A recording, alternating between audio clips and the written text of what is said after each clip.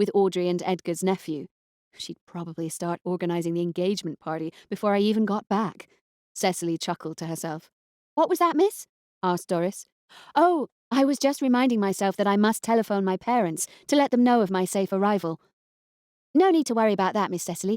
The butler telephoned them last night to let them know. Now then, let's get you into your riding habit, shall we?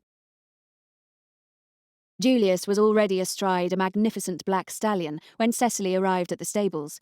Hello there. Wondered if you'd show up, Julius said, casting a glance at her from his great height. Jump aboard, will you? He indicated the pretty chestnut mare one of the grooms was leading out into the yard. Cecily allowed the groom to help her up into the saddle. The mare whinnied and threw her head back, almost unseating her rider. Bonnie's a lively one, Cecily. Think you can cope? It wasn't so much a question as a challenge. I'll sure do my best, she said, as she took the reins from the groom and steadied the horse. Right then, let's be off. The two of them clopped out of the yard, and Cecily followed Julius along the narrow path that then led through the trees to open parkland. He waited a few seconds for her to catch up with him. Comfortable? He asked. I guess so, but I'd prefer to go slow for a while if that's all right with you. Of course. We'll take a gentle canter across the park and see if you're up for the wide open spaces of the downs. Julius pointed to a vague expanse on the horizon. The views are simply stunning from there. The two of them took off at a gentle trot, which gave Cecily time to find her seat and her confidence. Then Julius broke into a canter and she followed. Bonnie's hooves kicked up the rich smell of earth, and Cecily could see the frost shimmering and melting, while occasional snowdrops, the harbingers of spring, poked their heads out of the long grass beneath the chestnut trees. Despite the cold, birds called to each other, and Cecily finally felt very much as if she was in the Jane Austen novel she'd imagined. Let me know if you need to go slower, Julius called to her as the stallion's tail swished from side to side in front of her. Can't have Aunt Audrey's guest of honour breaking her neck under my watch. With the biting wind blowing in her face, Cecily's eyes began to stream and her nose to run, but she doggedly followed Julius's horse. Just as she was about to pull Bonnie up, as she could no longer see clearly, Julius slowed in front of her and twisted round in the saddle. All tickety-boo? He asked her. I haven't the vaguest idea what tickety-boo means, but I sure am in need of a handkerchief, Cecily panted. Of course. Julius turned his mount and steered back towards her until they were facing each other. He then produced a clean square of white linen from the top pocket of his tweed jacket, leant over, and proceeded to dab her eyes. Really, I can do it, she said, trying to grab the handkerchief from him. It's no trouble at all, though I won't suggest I help you blow your nose, he quipped as he handed it to her, and she blew as delicately as she possibly could. You have such very pretty eyes. Thank you for the compliment, but I hardly think I do at present. They're streaming.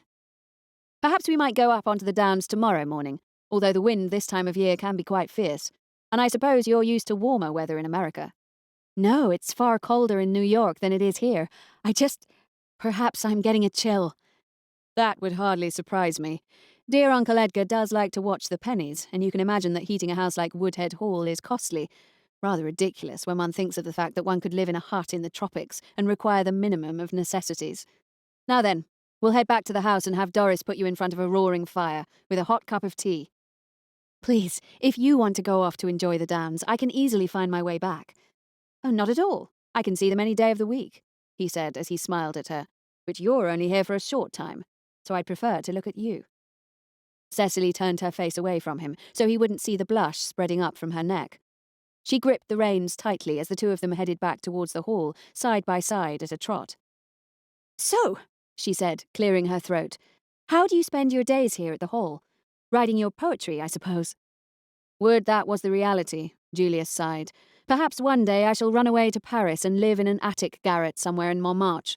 Sadly, most of my time is taken up helping Uncle Edgar on the estate. He's grooming me to take over one day. But, like a recalcitrant horse, I find it hard to stand still as he does so, especially the ledgers. Oh, God, the ledgers. You know what a ledger is, I presume? I do, yes. My father spends a lot of his life poring over his ledgers, too. A life without ledgers is sublime. If only one day that life could be mine, Julius pronounced with a chuckle. I think dear Uncle Edgar has realised that my maths and business acumen are non-existent. But as I'm all he's got in terms of an heir, he has no choice but to hope for the best and believe that one day I will suddenly learn to add up. The problem is, I'm simply not interested. Oh, I rather like Sams. Cecily smiled. How extraordinary. Goodness, Miss Huntley Morgan, you become more perfect with every word that falls out of your pretty mouth. I've never met a woman who confesses to enjoying mathematics. Well, even if I sound crazy, I do, she said defensively. Please, what I said was certainly not meant as criticism. Rather more a wish that I could find a woman like you to marry. And rather than plighting my troth to her, whatever a troth actually is, I'd hand over the ledgers. Well now, he said, pointing to the buildings they were approaching. We're here, and I suggest you go directly to the house, rather than walking back from the stables with me. Cecily was about to protest, because any further precious seconds she could spend with her new companion were ones that she would treasure forever, but Julius was already off his horse and looking up at her expectantly. As he helped her to dismount, his hands remained firmly round her waist as her feet touched the floor. You're such a slender little thing, aren't you? Can't feel an ounce of spare flesh around those hips of yours. Now then, hurry back to the house and I'll be in to check how you're feeling later on. Oh, I'm fine, really. But Julius was already back on his horse and catching up the reins of her mare. He gave Cecily a small salute and trotted off with both animals in the direction of the stables. Cecily was disappointed to find that Julius was not present for luncheon. She and Audrey were alone at the table.